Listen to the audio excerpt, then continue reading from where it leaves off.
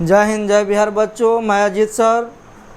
Channel name अपना coaching centre जो YouTube पे है और त्रिकोणमिति स्टार्ट हुई थी, जिसमें पहले वाले क्लास में चला था पाइथागोरस प्रमेय और समकोण त्रिभुज के बारे में।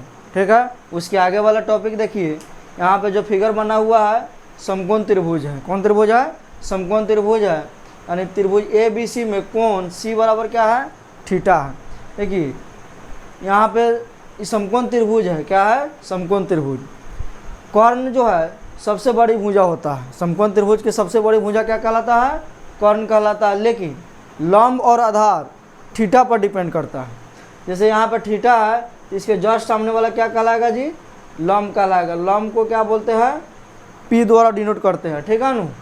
और जो है सबसे बड़ा क्या हो जाता है? कर्ण। और जो बच गया जोन क्या है? आधार।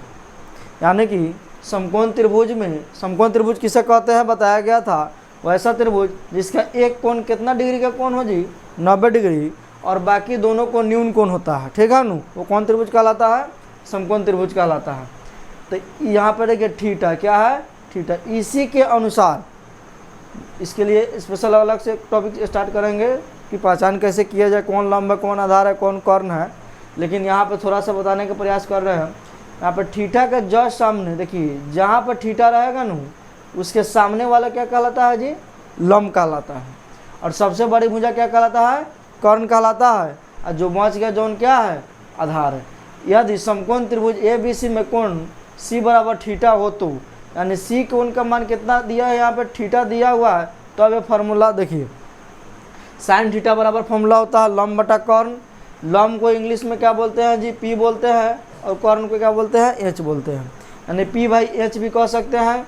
कॉस थीटा का फॉर्मूला क्या होता है? आधार बटा कर्ण, जिसे क्या कहते हैं? B by h. ठीक है। बी फोर क्या हो जाएगा? बेस यानी आधार, एच फोर हाइपोटेन्यूस यानी कि कर्ण। और tan थीटा का फॉर्मूला होता है लंब बटा आधार, यानी लंब यानी परपेंडिकुलर हो जाएगा, और आधार यानी कि बेस यानी पी बाई बी। देखिए बोले थे आपको मेन रूप से आपको तीनों को जो है, तीन ही आपको इसमें थीटा याद करना है। कौन कौन? साइन थीटा, कॉस थीटा और tan थीटा। और तीनों का अपना अपना दोस्त है। टोटल मिला के कितना हो जाता है जी? 6 हो जाता है। ठीक है ना। हालांकि इसको याद करने का एक और अच्छा बता रहे हैं यहाँ पे, आप इंग्लिश वाला को ज़्यादा याद कीजिए। जैसा कि आधार बटा कर्ण ना बोल के बी बाई एच बोलिए। इस तरह जैसे साइन थीटा का फॉर्मूला होता है लंब बटा कर्ण। क्या होता है? लंब बटा कर्ण। लंब को इंग्लिश में क्या कहते हैं? पी बोलते हैं, और कर्ण को एच बोलते हैं, तो पी बाई एच बोलेंगे। ठीक है ना। उसी तरह कॉस थीटा का फॉर्मूला क्या होता है? आधार बटा कर्ण। तो आधार को जो है यहाँ पे बी कहेंगे, और कर्ण को क्या बोलेंगे? एच, बी बाई एच बोलेंगे।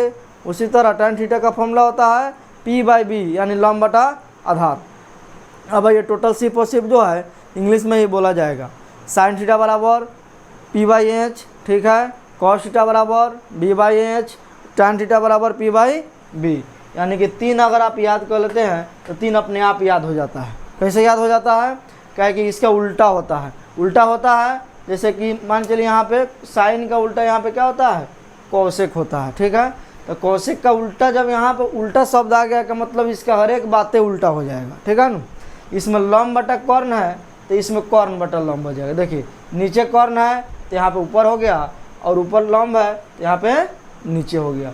यानी तीन आप याद कीजिएगा तो तीन अपने आप याद हो जाएगा। वैसे कि आपको प्रेजेंट ऑफ माइंड ध्यान में रखना होगा कि उल्टा करना है तो टोटली उल्टा कीजिए। ठीक है ना।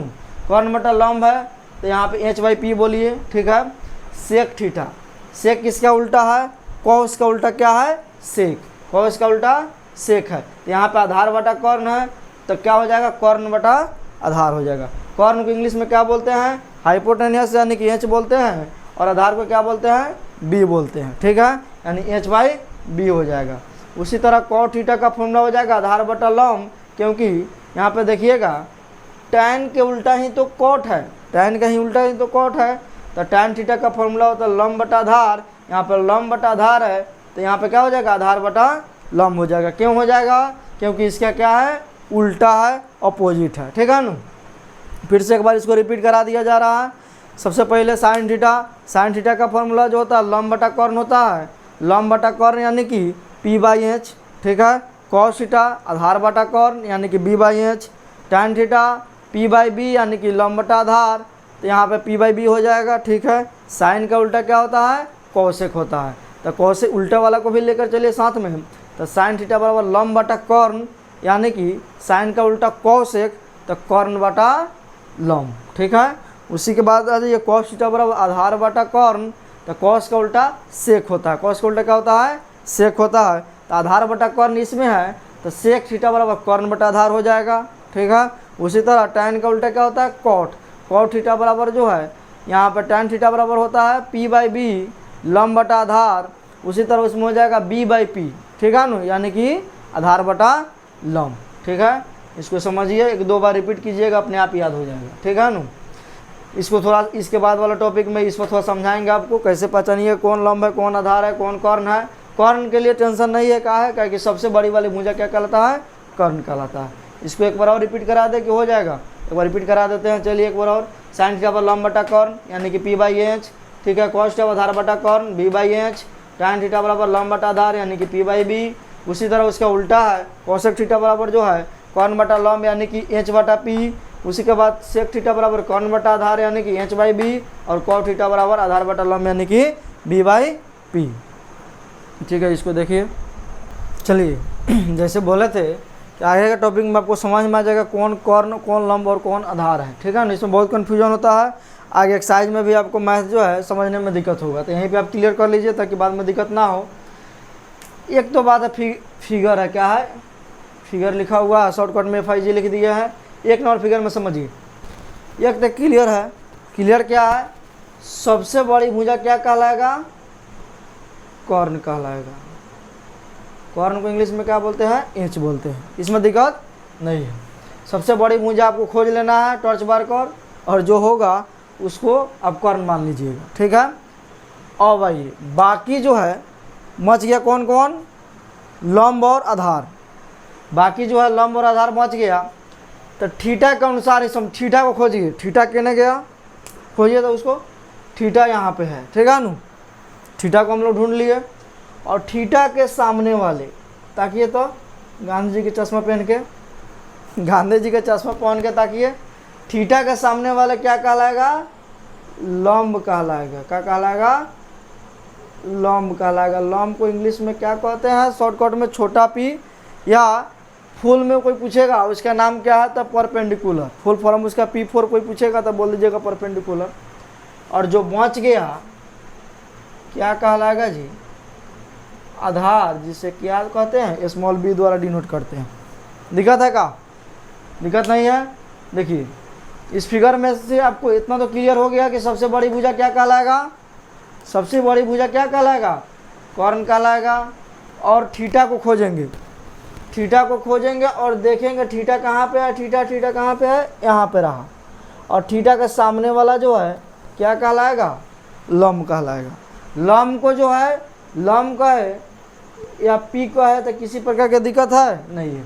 और जो बच गया आधार, तीन को तो पढ़ना ही है, कौन कौन, लंब आधार और कर्ण, या कर्ण लंब और आधार, चाहे आधार लंब और कर्ण, तीन ही तो पढ़ना है आपको इसमें। तो कर्ण के लिए तो टेंशन है नहीं है, टेंशन इसलिए नहीं है क्योंकि सबसे बड़ी भुजा को खोज लिए, वो क्या हो गया है, कर्ण हो गया, ठीक है। और लंब और आधार को पहचान करना है, तो थीटा को खोजेंगे, थीटा मिल गया, और उसके सामने वाला क्या कहलाता है, जस्ट सामने वाला क्या कहलाता है, लंब कहलाता है। और जो बच गया जो आधार, ठीक है।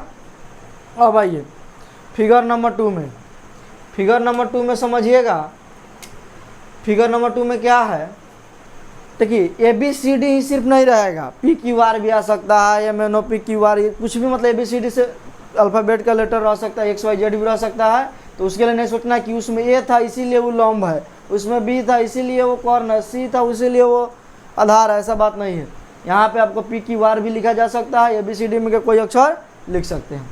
अब इस फिगर को समझिए, फिगर में देखेंगे पहले सबसे बड़ी भुजा, तो सबसे बड़ी भुजा हमको यही मिला, यही ना है जी सबसे बड़ी भुजा। तो सबसे बड़ी भुजा यानी कि कौन भाई, कर्ण भाई। क्या बोलेंगे इसको, H बोलेंगे। दिक्कत है क्या, सबसे बड़ी भुजा क्या है, कर्ण है। और जो है उसके बाद क्या ढूंढना है, ढूंढना है आपको थीटा। थीटा कहाँ रहा, थीटा कहाँ रहा, थीटा यहाँ पे है, ठीक है ना।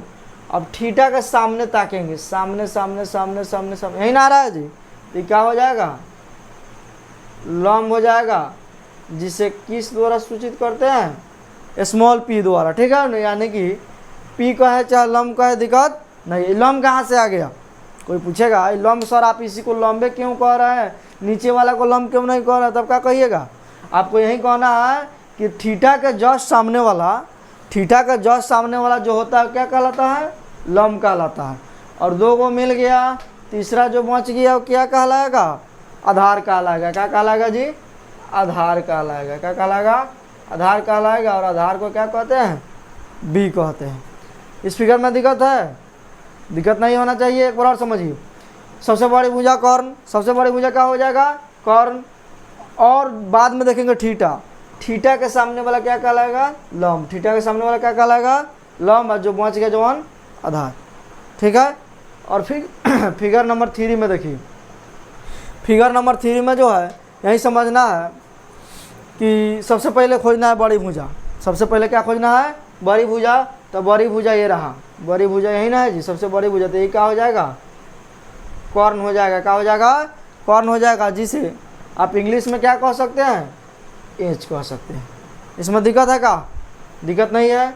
अब उसके बाद क्या खोजना है, कर्ण बड़ा भाई मिल गया, तो उसके बाद क्या खोजना है, उसके बाद देखेंगे थीटा कहने हैं। तो थीटा यहाँ पे है।